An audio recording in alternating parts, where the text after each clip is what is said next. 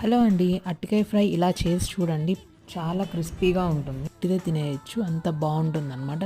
First అరటికాయలని ఇలాగ చిన్న చిన్న ముక్కలుగా కట్ చేసేసుకొని ఉప్పు నీళ్ళలో వేసేసుకోవాలి. పొయ్యి మీద ప్యాన్ పెట్టేసుకొని ఆయిల్ వేసేసుకొని 2 టేబుల్ స్పూన్స్ తాలింపు వేసేసుకొని ఇప్పుడు దీంట్లోకి పొడవుగా కట్ చేసుకున్న సగం ఉల్లిపాయ వేసేసుకొని ఉల్లిపాయ జస్ట్ ఒక నిమిషం ఫ్రై చేసుకోవాలి.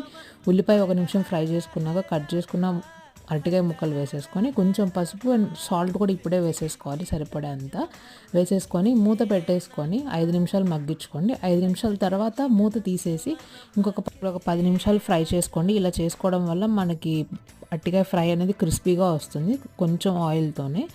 చూడండి అరటికాయ ఫ్రై అయిపోయింది. ఇప్పుడు దీంట్లోకి రుచికి సరిపడంత కారం వేసేసుకొని 2 టేబుల్ స్పూన్ల ఎండు కొబ్బరి పొడి అండ్ కొంచెం ధనియాల పొడి వేసేసుకొని కలిపేసుకొని 1 మినిట్ ఫ్రై చేసుకున్నాక ఫైనల్గా కొత్తిమీరతో గార్నిష్ చేసుకుంటే చాలా అంటే చాలా టేస్టీగా ఉండే అరటికాయ ఫ్రై రెడీ అయిపోతుంది.